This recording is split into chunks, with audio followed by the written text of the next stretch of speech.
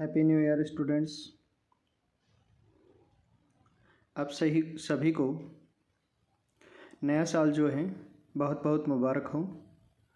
और मैं यही कामना करता हूँ कि नया साल जो है नई उमंग नए जोश के साथ आपके साथ हमेशा आप आगे बढ़ते रहें और सक्सेस जो होती है उसके लिए अपना हर एक कदम उसकी तरफ बढ़ाते रहें।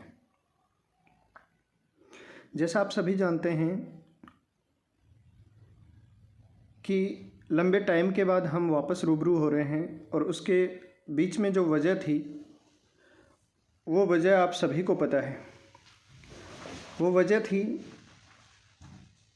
आप सभी के पास वो मटेरियल देना जिस मटेरियल की आप सभी चाहत कर रहे थे, और वो मटेरियल ये आपके पास अवेलेबल हो चुका है।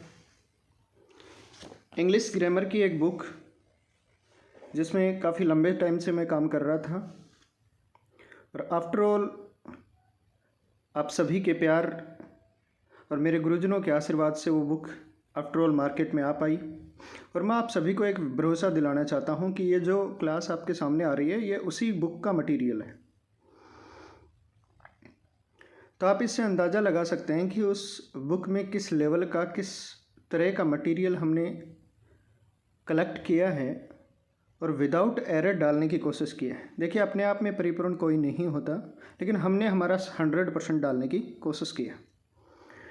तो आज एक ऐसा बहुत ही सिंपल टॉपिक है, लेकिन पता नहीं क्यों स्टूडेंट्स को कई बार इसमें प्रॉब्लम होती है। तो उसी टॉपिक को लेकर के हम आगे बढ़ेंगे। टॉपिक है अपना क्वेश्चन टैग। देखिए, क्वेश्चंस आपको एक स्टेटमेंट दिया होता है। जैसे 10th क्लास वाले जो बच्चे हैं, स्पेशली उनकी बात मैं करूं, उसके अलावा बहुत सारे कॉम्पिटिशन एग्ज़ाम्स में भी ये क्वेश्चन पूछा जाता है, और इसके बहुत ज़्यादा रूल्स एंड रेगुलेशंस नहीं है। इतना इजी टॉपिक है कि आपको इतना पता होना चाहिए कि अपनी ऑक्सिलरी वर्ब्स जो हैं, अपनी ऑपरेटर वर्ब्स कितनी हैं। सबसे बड़ी समस्या तो जब बार बार हम आपने सामने रूबरू होते हैं तो प्रॉब्लम ये आती है कि बहुत सारे फंडामेंटल टर्म्स अपने को पता नहीं होते। उसकी वजह से अपन प्रॉब्लम खड़ी करते हैं और अपने एरर्स होते हैं। तो देखिए, विदाउट डिले हम अपना काम शुरू करते हैं और अपना टॉपिक है क्वेश्चन टैग। तो क्वेश्चन टैग में आपके सामने जो है वो मैंने आपको बताया कि a question tag can be generally described as a simple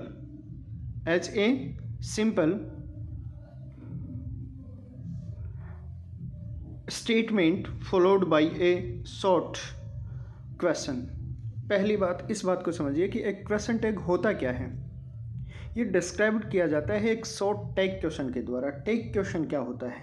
तो these are used as the end of the sentence. पहली बात, फर्स्ट थिंग ये है कि ये हमेशा सेंटेंस के एंड में ऐड किए जाते हैं। दूसरी बात यह है कि these are not used independently. ये अब कभी भी स्वतंत्र रूप से यूज़ नहीं होते। यहाँ टर्म्स को समझिए। कई बार जनरली बच्चे ये काम में लेते हैं और ये समझ बैठते हैं कि क्वेश्चन टैग ऐसा कोई क्वेश्चन है जो जनरली अपने इंडिपेंडेंट होता है। तो जी नहीं, ऐसा कुछ नहीं है। आपका एक स्टेटमेंट होता है और उस स्टेटमेंट में आपको कन्फर्मेशन चाहिए होता है, और वो कन्फर्मेटिव क्वेश्चन जो होते हैं वो क्वेश्चन टैग हैं। और इनमें जो सबसे इम्पोर्टेंट थिंग है वो है contracted form of operator verbs. तो आपको पता होनी चाहिए कि ऑपरेटर वर्ब कौन कौन सी हैं। तो there are 24 operator verbs. 24 operator verbs. How many? 24 operator verb. आप कहोगे सर ऑपरेटर वर्ब कौन सी है? तो देखिए, आपके सामने है ऑक्सिलरी वर्ब प्लस नोट जो है वो हमने आपको बता रखी है कि भाई ये ऑक्सिलरी वर्ब प्लस नोट जो है ये आपकी वर्ब की कॉन्ट्रैक्टेड फॉर्म के रूप में एक काम में आएंगे। और सामने लिखा हुआ है आपके लिए शॉर्ट फॉर्म। सामने क्या लिखा हुआ है? Short form. तो हमें डू में नोट लगाने पर, डू अपनी ऑपरेटर वर्ब होती है। देखिए, ऑपरेटर वर्ब का टर्म क्या है मैं आपको बिल्कुल शॉर्ट में समझाता हूँ। जो वर्ब सब्जेक्ट के साथ एग्रीमेंट में होती है वो ऑपरेटर वर्ब होती है। वही वर्ब क्या होती है? फाइनाइट वर्ब होती है।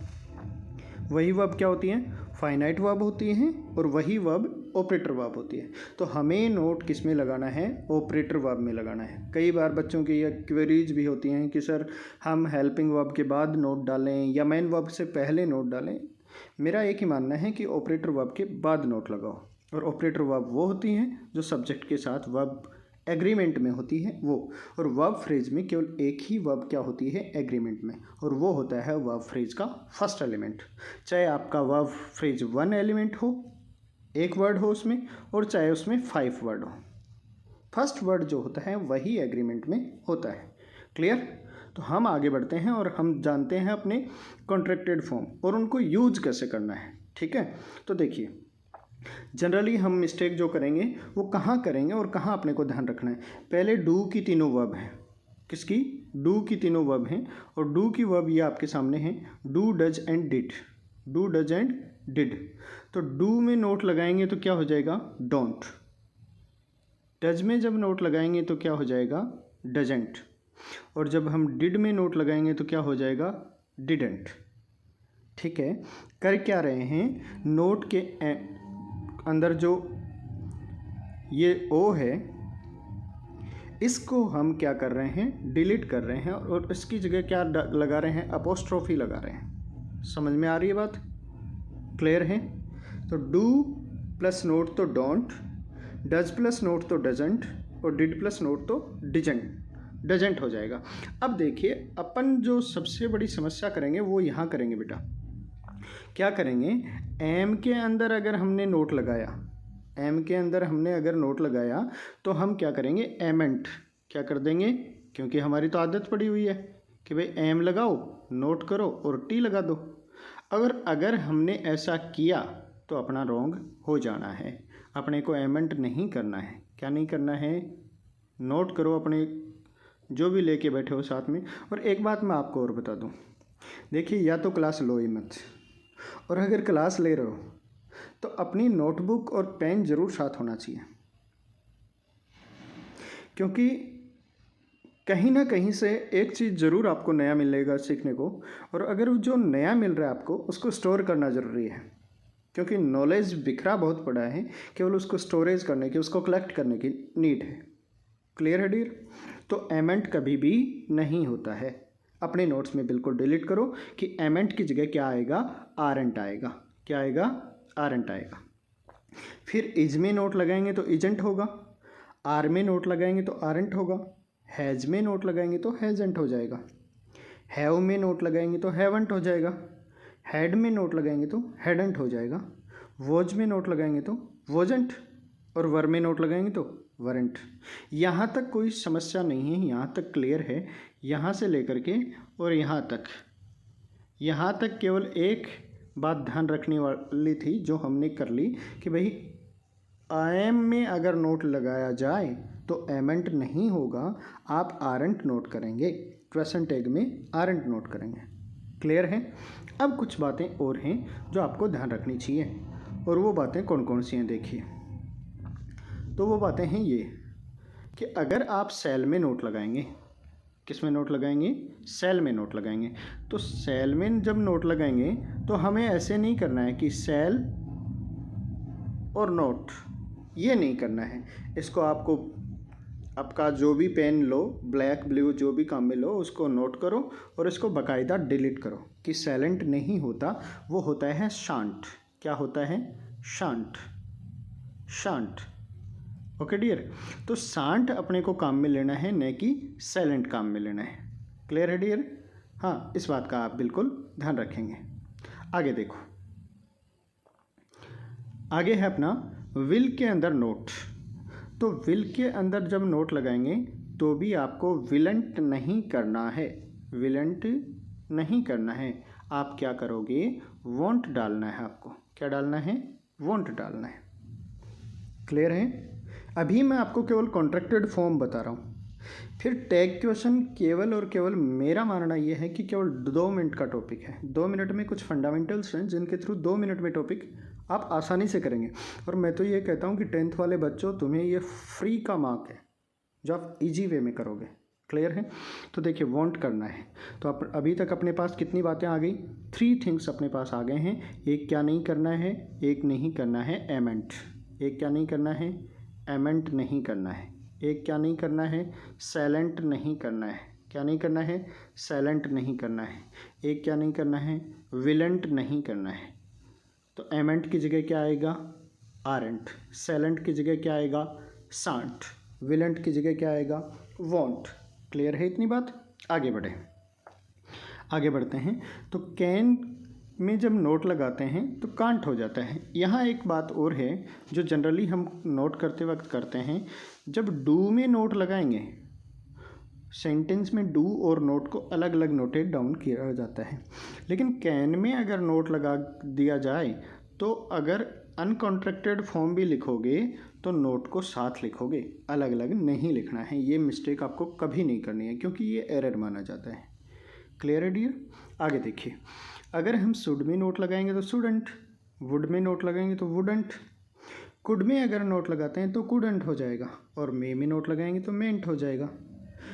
ठीक उसी तरह माइट में नोट लगाएंगे तो माइटंट, और मस्ट में नोट लगाएंगे तो मसंट हो जाएगा। देखिए इसकी स्पेलिंग में कोई फ़र्क नहीं पड़ता, बट इसके जो प्रोनाउंसिएशन है उसमें फ़र्क पड़ता है। मस्टंट नहीं बोल करके हम बोलेंगे मसंट। ओके, आगे देखते हैं। यूज़ में अगर नोट लगाएंगे तो यूजेंट, और नीड में नोट लगाएंगे तो नीडंट, डेयर में नोट लगाएंगे तो डेरेंट, और ओट में नोट लगाएंगे तो ओटेंट।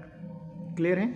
ये अपनी हुई कॉन्ट्रैक्टेड फॉर्म। अब बात ये आती है कि सर हमने कॉन्ट्रैक्टेड फॉर्म देख ली, लेकिन हमें टेक क्वेश्चन का फॉर्मेशन कैसे करना है? किसका? टेक क्वेश्चन का फॉर्मेशन कैसे करना है? तो देखिए आपके लिए एक शानदार सी एक्सरसाइज भी मैंने तैयार की है, कुछ एग्जांपल्स भी आपके लिए तैयार किए हैं ताकि आपको समस्या ना हो कि भाई हम कैसे करें। तो देखिए सबसे पहले आपका सेंटेंस होगा और उसमें आपको ऐड करना है क्या? Question tag. तो क्वेश्चन टैग जब आप ऐड करोगे तो किस प्रकार से क्या होगा वो आप देखते जाइए। अफर्मेटिव सेंटेंस में contracted form of auxiliary verb plus subject और क्वेश्चन मार्क। अब आप यहाँ समझिए, मान लो मैंने सेंटेंस लिखा Ram goes to school, to school. अब हमें इसमें क्या डालना है? हमें डालना है इसमें क्वेश्चन टैग। तो सबसे पहले ध्यान दीजिए, इस जो वर्ब है, एक बात मैं आपको बताना चाहूँगा कि इंग्लिश ग्रामर का कोई भी टॉपिक पढ़ो, और मैं तो कहना चाहूँगा इंग्लिश ग्रामर का छोड़ो, आप दुनिया की किसी भी लैंग्वेज का कोई भी टॉपिक पढ़ो, सबसे पहले काम वर्ब पे करो। क्योंकि बेटा आपको भी पता है कि हमारे घर में अगर कोई भी काम होता है तो सबसे पहले जिससे मुलाकात होती है वो होता है घर का मास्टर, घर का पिवोटल एलिमेंट, घर का सेंट्रल एलिमेंट, घर का मुखिया।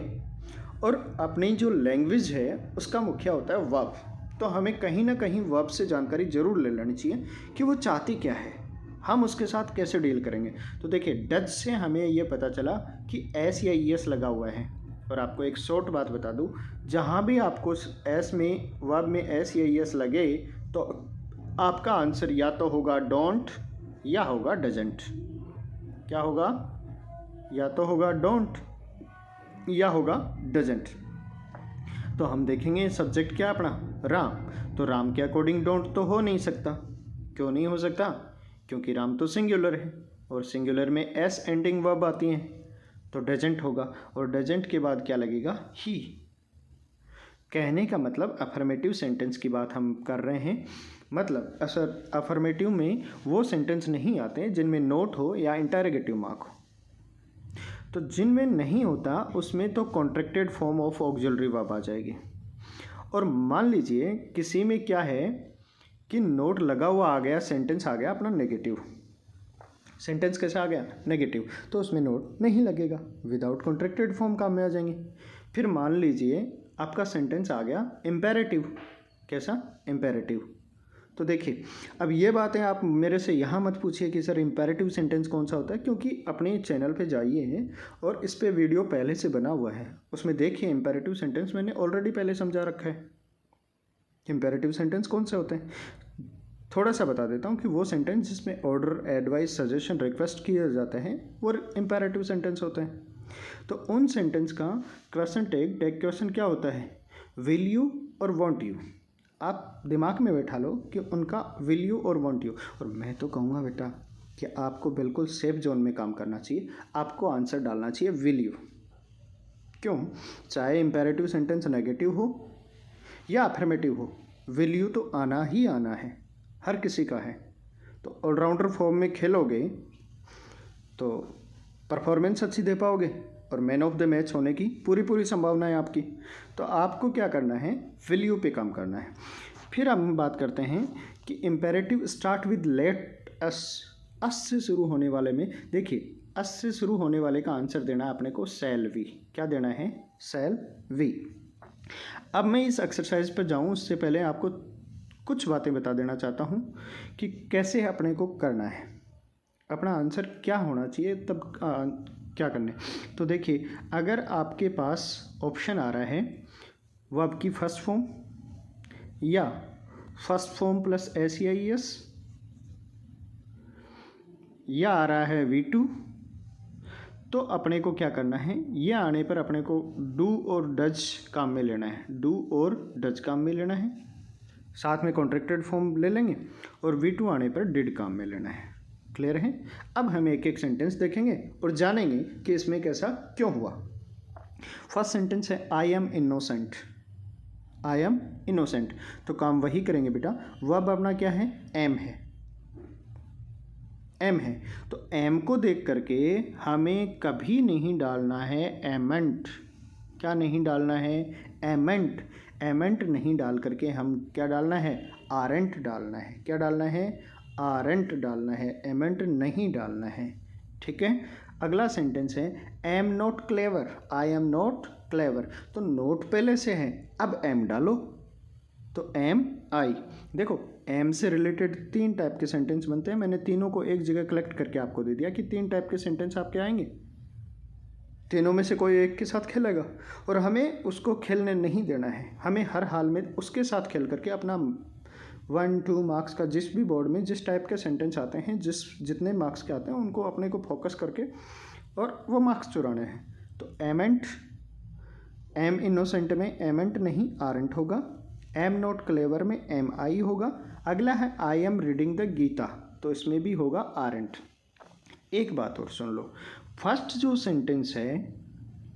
सेंटेंस है उसका आंसर डोंट आई भी हो सकता है।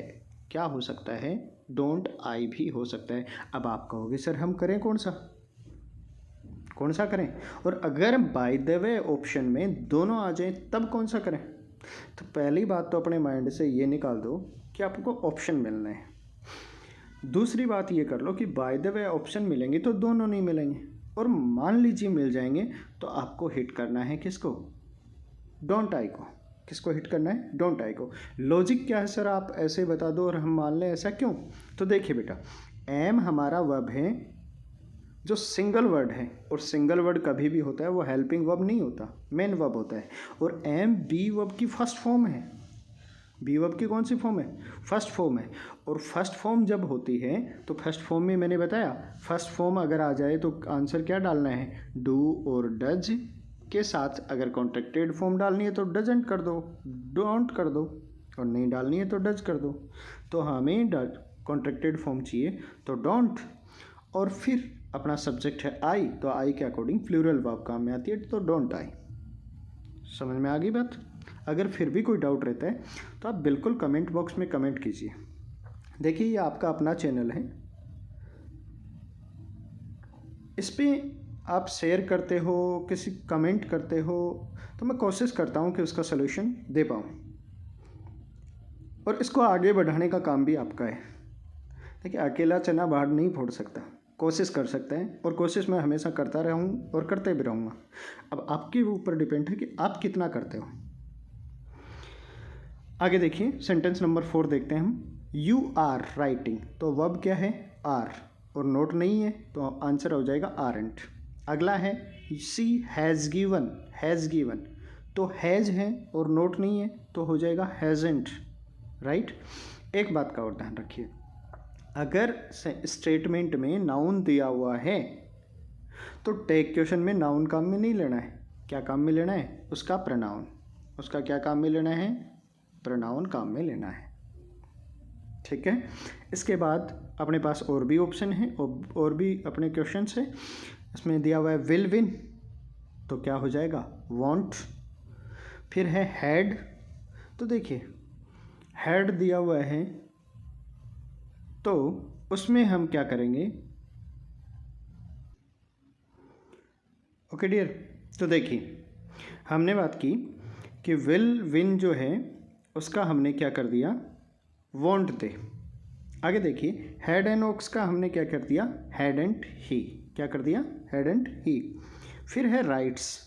अब वर्ब में एस या एस जब आ गया तो हमें पता है डू या डज में से करना है, तो फिर सब देखेंगे सब्जेक्ट। सब्जेक्ट हमारा ही है और ही हमेशा सिंगुलर होता है, तो सिंगुलर है इसलिए हमने डाला डज, डजेंट ही। फिर हमारा आ गया मेड। मेड आपको पता है कि मेक की सेकंड फॉर्म है, और सेकंड फॉर्म अगर आती है तो हमें क्या करना होता है? डिड लगाना होता है। क्या करना होता है? डिड लगाना होता है। तो हमने क्या कर दिया? डिड लगा दिया और उसमें कॉन्ट्रैक्टेड फॉर्म कर दी डिड की, तो डिडंट, और फिर सब्जेक्ट लगा दिया ही। और हमारा अगला जो सेंटेंस है वो है nothing is mine. Nothing is mine बहुत शानदार सेंटेंस है, बहुत शानदार सेंटेंस है, ध्यान देना। इसका आंसर आपके सामने है और मैं चाहूँगा कि आप इसको क्लियरिफाई करो कि कैसे होगा। मैंने तो आंसर आपके सामने नोटेड डाउन कर दिया है, लेकिन आप बताओगे कमेंट बॉक्स में कि सर इसका आंसर आया तो क्यों आया, क्या एजेंट क्यों नहीं आया। इसके अलावा आपके जो कमेंट्स होंगे वो, और इसके अलावा आगे की जो एक्सरसाइज जिसमें इम्पेरेटिव टाइप के सेंटेंस हम करेंगे और भी डिफरेंट टाइप के जो सेंटेंसेस हैं वो हम नेक्स्ट वीडियो में करेंगे।